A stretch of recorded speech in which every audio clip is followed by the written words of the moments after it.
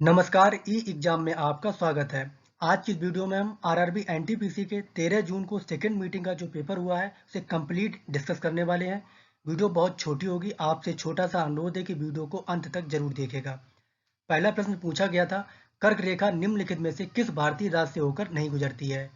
तो सही ऑप्शन होगा उड़ीसा। कर्क रेखा भारत के 8 राज्यों से होकर गुजरती है। मिजोरम, त्रिपुरा, पश्चिम बंगाल, राजस्थान, गुजरात, मध्य प्रदेश, छत्तीसगढ़ और झारखंड। अगला प्रश्न था, 2011 की जनगणना के अनुसार भारत के किस केंद्र शासित प्रदेश का लिंगानुपात सबसे कम है? तो डी ऑप्शन सही होगा, दमन और दीव। दमन और दीव का लिंगानुपात सबसे कम 618 है। यहाँ पुरुष प्रवासी श्रमिकों की अधिकता के कारण लिंगानुपात कम पाया गया है। अगला प्रश्न था, 20 मई 1498 को वास्को डी गामा भारत के किस स्थान पर पहुंचा था? कालीकट, कोझिकोड। सी ऑप्शन सही होगा। वास्को डी गामा 20 मई 1498 को कालीकट, वर्तमान कोझिकोड, केरल पहुंचा था, जो यूरोप से भारत के सीधे समुद्री मार्ग की खोज का प्रतीक है। अगला प्रश्न था, निम्नलिखित में से कौन सा एक ऑपरेटिंग सिस्टम नहीं है? तो डी ऑप्शन सही होगा, एडोबी फोटोशॉप। एडोब फोटोशॉप एक ग्राफिक डिजाइन एप्लीकेशन सॉफ्टवेयर है, जबकि विंडोज, लाइनेक्स और Mac OS system operating system है। अगला प्रश्न था, एमएस वर्ड 2007 और उसके बाद के संस्करणों के लिए डिफ़ॉल्ट फाइल एक्सटेंशन क्या है? तो .docx यानी डॉक्स। सी ऑप्शन सही होगा। वर्ष 2007 से माइक्रोसॉफ्ट वर्ड के लिए डॉक्स एक्सटेंशन का उपयोग होता है, जिसमें एक्स का अर्थ एक्सएमएल फॉर्मेट है। अगला प्रश्न पूछा गया था, ट्रांस साइबेरियन रेलवे का अधिकतम हिस्सा लगभग 80.9% किस महाद्वीप में स्थित है? तो एशिया। बी ऑप्शन सही होगा। यह विश्व की सबसे लंबी रेलवे लाइन है, जो मॉस्को, रूस की राजधानी, यूरोप को व्लादिवोस्तोक, एशिया से जोड़ती है। इसका बड़ा हिस्सा एशिया महाद्वीप में आता है। अगला प्रश्न पूछा गया था कि भारत में सर्वाधिक कोयला भंडार किस राज्य में है?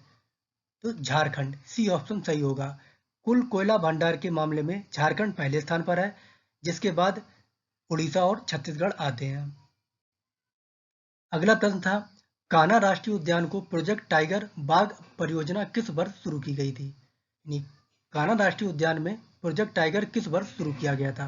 तो 1974। बी ऑप्शन सही होगा। अच्छा, याद रखिएगा कि प्रोजेक्ट टाइगर की आधिकारिक शुरुआत 1 अप्रैल 1973 को हुई थी, लेकिन कान्हा राष्ट्रीय उद्यान में इसमें 1974 में शामिल किया गया था। अगला प्रश्न था, भारतीय क्रिकेटर सचिन तेंदुलकर की आत्मकथा का नाम क्या है? Playing it my way. C option सही होगा। यह पुस्तक सचिन तेंदुलकर ने बोरिया मजूमदार के साथ मिलकर लिखी है और वर्ष 2014 में प्रकाशित हुई थी। अगला प्रश्न पूछा गया था, भारत में औद्योगिक संरचना और संगठित विनिर्माण क्षेत्र के प्रदर्शन से संबंधित आंकड़े कौन सा निकाय मंत्रालय जारी करता है? तो राष्ट्रीय सांख्यिकी मंत्रालय। सी ऑप्शन सही होगा। उद्योग क्षेत्र के प्रदर्शन से जुड़े आंकड़े एनएसओ द्वारा जारी किए जाते हैं। अगला प्रश्न पूछा गया था, विश्व प्रेस स्वतंत्रता सूचकांक में कौन सा देश लगातार पहले स्थान पर रहता है? नॉर्वे। बी ऑप्शन सही होगा। रिपोर्टर्स विदाउट बॉर्डर्स द्वारा जारी इस सूचकांक में नॉर्वे लगातार पहले स्थान पर बना हुआ है। अगला प्रश्न था, स्टैच्यू ऑफ यूनिटी जो राष्ट्रीय एकता का प्रतीक है, किस भारतीय नेता को समर्पित है? सरदार वल्लभ भाई पटेल। बी ऑप्शन सही होगा। गुजरात के केवड़िया में स्थित यह 182 मीटर ऊंची प्रतिमा सरदार पटेल की रियासतों को एकजुट करने की भूमिका को समर्पित है। अगला प्रश्न था, पुस्तक poverty and un British rule in India के लेखक कौन है? तो दादा भाई नौरोजी। सी ऑप्शन सही होगा। दादा भाई नौरोजी ने इस पुस्तक में धन निष्कासन के सिद्धांत को समझाया था। अगला प्रश्न था, डॉक्टर बी आर अम्बेडकर ने संविधान के किस भाग को भारतीय संविधान की अनोखी या नवीन विशेषता कहा था? तो राज्य के नीति निर्देशक तत्व, डीपीएसपी। बी ऑप्शन सही होगा। बी आर अम्बेडकर ने नीति निर्देशक तत्वों को अनोखी विशेषता और इंस्ट्रूमेंट ऑफ इंस्ट्रक्शन भी कहा था। अगला प्रश्न पूछा गया था, बांडीवास का युद्ध 1760 में क्यों हुआ था? तो इसका बी ऑप्शन सही होगा। ब्रिटिश और फ्रांसीसी शक्तियों के बीच सर्वोच्चता स्थापित करने के कारण इसमें अंग्रेजों की जीत हुई थी। अगला प्रश्न था, द्रव्यमान संरक्षण का नियम किसने दिया था? तो एंटोनी लेबोजियर, सी ऑप्शन सही होगा। एंटोनी लेबोजियर ने 1789 में यह नियम दिया था। उन्हें आधुनिक रसायन विज्ञान का जनक भी कहा जाता है। अगला प्रश्न था, साबुन बनाने की प्रक्रिया को क्या कहते हैं? साबुनीकरण, बी ऑप्शन सही होगा। वसा या तेल की क्रिया किसी क्षार के साथ कराने पर साबुन और ग्लिसरॉल बनाने की प्रक्रिया साबुनीकरण कहलाती है। अगला प्रश्न पूछा गया था, भारत में लिग्नाइट कोयले, जिसे भूरा कोयला भी कहा जाता है, का सबसे बड़ा भंडार किस राज्य में स्थित है? तमिलनाडु, बी ऑप्शन सही होगा। भारत के कुल लिग्नाइट कोयले का भंडार लगभग 80% हिस्सा तमिलनाडु के नेवेली क्षेत्र में है। अगला प्रश्न पूछा गया था कि भारतीय संविधान का कौन सा अनुच्छेद काम की न्यायसंगत और मनोमानवोचित दशाएं सुनिश्चित करने तथा प्रसूति सहायता के लिए निर्देश देता है? तो अनुच्छेद 42, सी ऑप्शन सही होगा। अनुच्छेद 42 राज्य को मातृत्व राहत और मानवीय कार्य दशाओं के लिए उपबंध करने का निर्देश देता है। अगला प्रश्न पूछा गया था, कुमार गुप्त प्रथम के शासनकाल के दौरान कौन सा प्रशासनिक अधिकारी एक जिले, जिसे विषय कहा जाता था, का प्रमुख होता था? तो विषयपति, बी ऑप्शन सही होगा। कुमार गुप्त प्रथम के समय जिले के प्रमुख को विषयपति के रूप में जाना जाता था।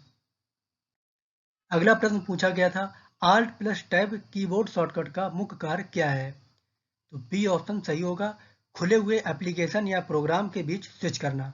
Alt plus tab keyboard shortcut की काम करती है खुले हुए एप्लीकेशन या प्रोग्राम के बीच स्विच करना। बी ऑप्शन सही होगा।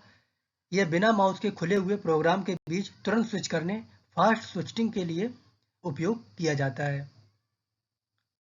अगला प्रश्न पूछा गया था, राजा धर्मपाल ने किस विश्वविद्यालय की स्थापना की थी? तो विक्रमशिला विश्वविद्यालय, बी ऑप्शन सही होगा। पाल वंश के राजा धर्मपाल ने बिहार के भागलपुर में विक्रमशिला विश्वविद्यालय की स्थापना की थी। अगला प्रश्न पूछा गया था, निम्नलिखित में से कौन सी वस्तु सबसे अधिक ऊष्मा अवशोषित करती है? तो फीकी गहरे रंग की वस्तु, बी ऑप्शन सही होगा। अगला प्रश्न था, मार्च 2025 में घोषित मध्य प्रदेश का 9वां बाघ अभ्यारण्य कौन सा है? तो माधव बाघ अभ्यारण्य, बी ऑप्शन सही होगा।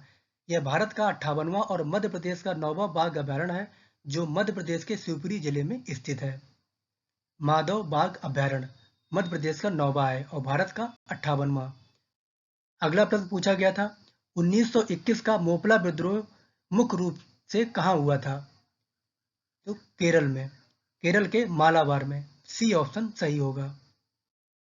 अगला प्रश्न पूछा गया था कि 19 मई 2025 को न्यू डेवलपमेंट बैंक (एनडीबी) में शामिल होने वाला 9वां सदस्य देश कौन सा है?